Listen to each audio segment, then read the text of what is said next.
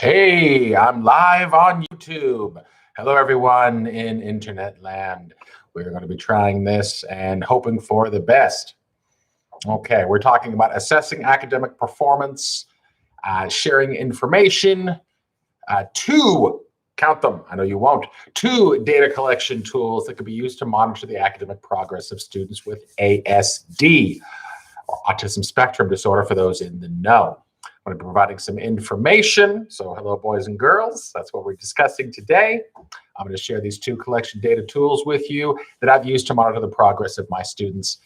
The first one I've used, and I love this, is that of Excel spreadsheets. I swear by them. I live, breathe, eat, and drink them. In the school where I work, we use an Excel workbook, which has multiple tabs. One of them we use for attendance and SAI comments, as well as a place to store our work samples from each of these sessions. We have links, we click on them and go straight to those work samples where you can see additional comments, things that we've observed, all of that great stuff. So you can see exactly what they've been working on, what they've achieved, percentages. So we can see the percentages that they've made towards their goals based on each session that we have with them. And it becomes easier during progress reporting time when updating baselines and even writing new goals when that does occur. So we always have that, and we track it, and we scaffold it up. We have various documents, including bar graphs, for instance, how many words they read correctly out of so many. We have that scaffolded up there. It's wonderful. Very similar to the second data collection tool that I like to use, be from various intervention programs, such as the diagnostic tool from Read Naturally, Science for Sounds, SIPS, Dibbles, iReady, Star 360 lessons, multiple others. Using the data from these sources and comparing them to data from other sources is essential in getting a more complete picture of the student's needs, as well as makes for a more thorough IEP meeting when that time comes. You have your observations, you have your work samples, you have your intervention programs, you have your Excel spreadsheets where you can show the data. There's all sorts of things, and it shows that they're actually progressing, or it shows that they've become sort of stagnant and kind of plateaued, or it shows that things are starting to regress.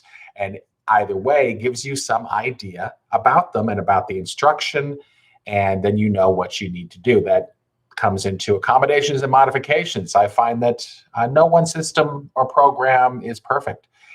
There's no perfect way of doing things. Sometimes co-teaching works great. I've worked with others in the past. We had a writing program we were implementing. We kind of wrote it ourselves, and it was the two of us going back and forth and doing our thing. One would collect the data, the other would present the information, then the next day we would switch. It was a lot of fun. But it doesn't work for everybody. Sometimes some students, especially certain students with ASD, they become hyperfixated on things, or they start to lose focus in other areas. And sometimes you need that one-on-one attention. Co-teaching doesn't really work in that vein. So it really just depends on what's going on. I've had great success with the Wilson program so far. I'm really enjoying it. I can see the results, though I can see where certain students may be struggling with that format. That doesn't always work for them. This is reflective of the data, that I collect, as well as readily apparent as I observe various behaviors. So at that time, with these behavioral triggers, we can see that they're getting more frustrated, and that's okay. This how I'm presenting it just isn't working. It doesn't have a right flow, or whatever the deal is. So that time might be necessary to differentiate my instruction, perhaps try a new intervention program, or present the information in just a slightly different way, make certain tweaks. Those are the modifications and the accommodations, whatever works to engage and connect with my students. Other modifications would be, the use of timers. Don't use them. Sometimes a student will be hung up on periods. I had one student with ASD who, every time he finished a sentence, got to the period, and he'd been taught that when you get to the period, you stop, and then you start again. He forgot the start again part, and as soon as you finish the sentence, there's a period. I have to stop, but there's a period, and he wouldn't continue. He was hyperfixated on that. He couldn't move forward. So removal of the periods just for that one particular lesson might be beneficial, just to get him to read through.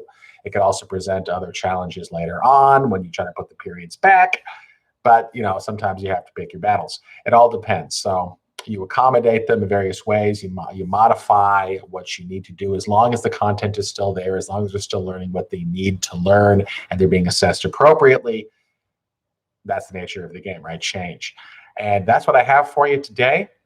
Everyone, thank you so much for tuning in to my little YouTube channel, and we will see you later. Bye, everybody.